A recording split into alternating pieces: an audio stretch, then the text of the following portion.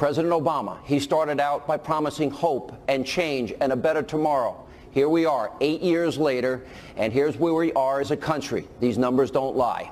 We have the lowest labor participation rate since the 1970s. Almost 95 of our fellow Americans are out of the labor force. America has now had the worst recovery since the 1940s. The country now has the lowest home ownership rate in 51 years. There are now almost 13 million Americans, more Americans on food stamps. We have over 43 million Americans living in poverty. That's 8 million more than when Obama became president.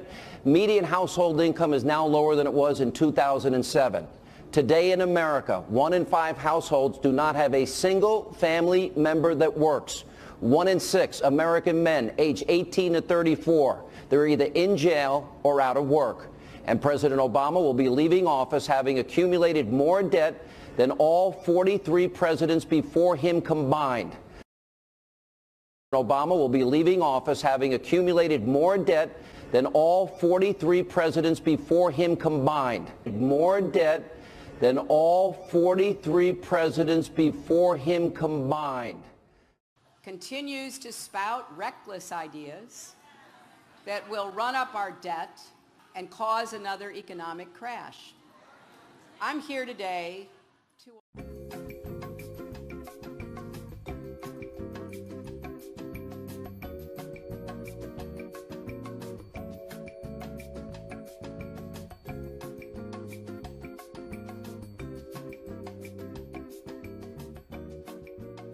All of President failed policies have disproportionately also impacted the black community in America.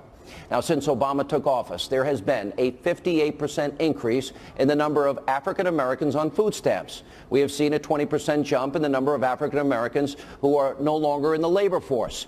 Now, the African American home ownership rate, that is also down. It's more than 20% lower than the national average.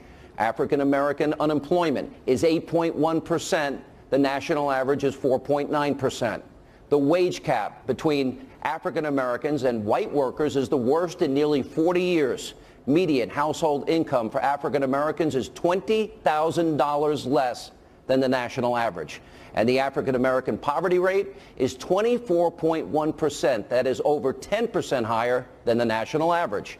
Now, there's also been a surge in inner city crime. In Chicago, for example, President Obama's hometown, over 3,100 people have been shot this year alone. And since Obama has been in office, 3,660 people have been murdered.